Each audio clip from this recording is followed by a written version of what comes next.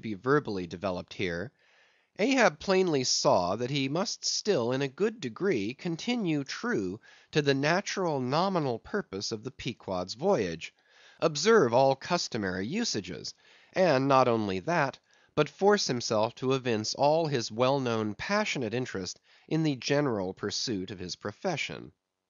Be all this as it may, his voice was now often heard hailing the three mast heads, and admonishing them to keep a bright look out, and not omit reporting even a porpoise. This vigilance was not long without reward. CHAPTER 47. The Mat Maker. It was a cloudy, sultry afternoon. The seamen were lazily lounging about the decks, or vacantly gazing over into the lead‐colored waters. Queequeg and I were mildly employed weaving what is called a sword mat, for an additional lashing to our boat. So still and subdued, and somehow preluding was all the scene, and such an incantation of reverie lurked in the air, that each silent sailor seemed resolved into his own invisible self. I was the attendant or page of Queequeg while busy at the mat. As I kept passing and repassing the filling or woof of marline between the long yarns of the warp, using my own hand for the shuttle, and as Queequeg, standing sideways, ever and anon slid his heavy oaken sword between the threads, and idly looking off upon the water, carelessly and unthinkingly drove home every yarn, I say so strange a dreaminess did there then reign all over the ship, and all over the sea, only broken by the intermitting dull sound of the sword, that it seemed as if this were the loom of time, and I myself were a shuttle mechanically weaving and weaving away at the fates. There lay the fixed threads of the warp, subject to but one single, ever returning, unchanging vibration, and that vibration merely enough to admit of the crosswise interblending of other threads with its own. This warp seemed necessity, and here, thought I, with my own hand, I ply my own shuttle, and weave my own destiny into these unalterable threads.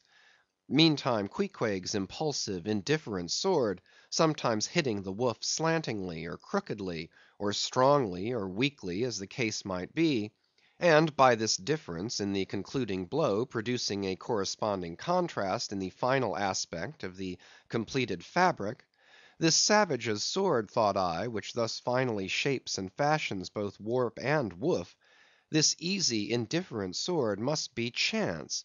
Aye, chance, free will, and necessity, nowise incompatible, all interweavingly working together.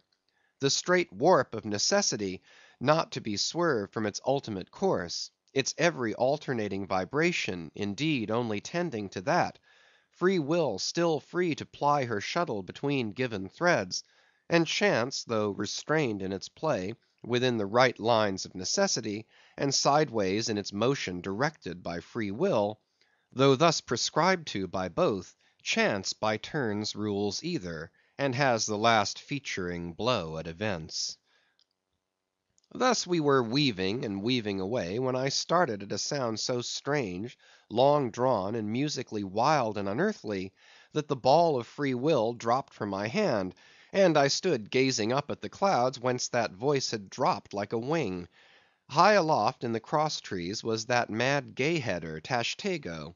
His body was reaching eagerly forward, his hand stretched out like a wand, and at brief sudden intervals he continued his cries.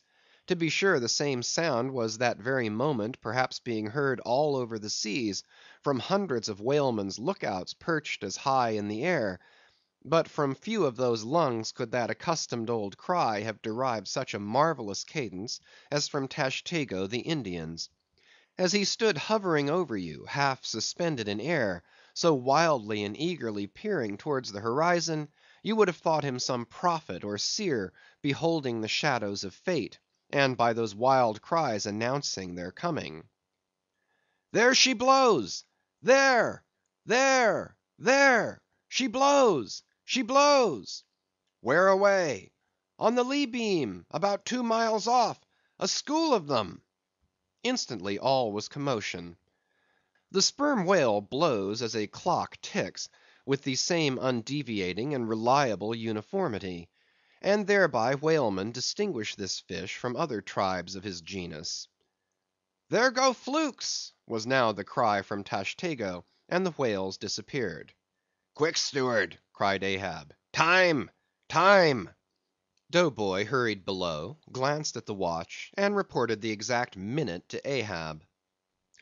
The ship was now kept away from the wind, and she went gently rolling before it.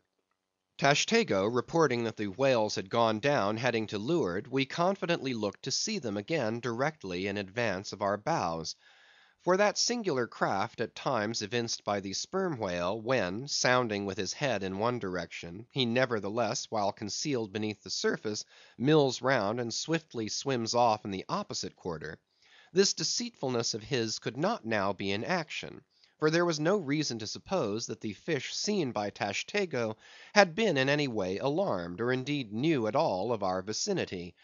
One of the men selected for ship keepers, that is, those not appointed to the boats, by this time relieved the Indian at the main mast head. The sailors at the fore and mizzen had come down, the line tubs were fixed in their places, the cranes were thrust out, the mainyard was backed, and the three boats swung over the sea like three samphire baskets over high cliffs. Outside of the bulwarks, their eager crews with one hand clung to the rail, while one foot was expectantly poised on the gunwale. So looked the long line of man of war's men about to throw themselves on board an enemy's ship. But at this critical instant, a sudden exclamation was heard, that took every eye from the whale. With a start all glared at dark Ahab, who was surrounded by 5 dusky phantoms that seemed fresh formed out of air. Chapters 45 to 47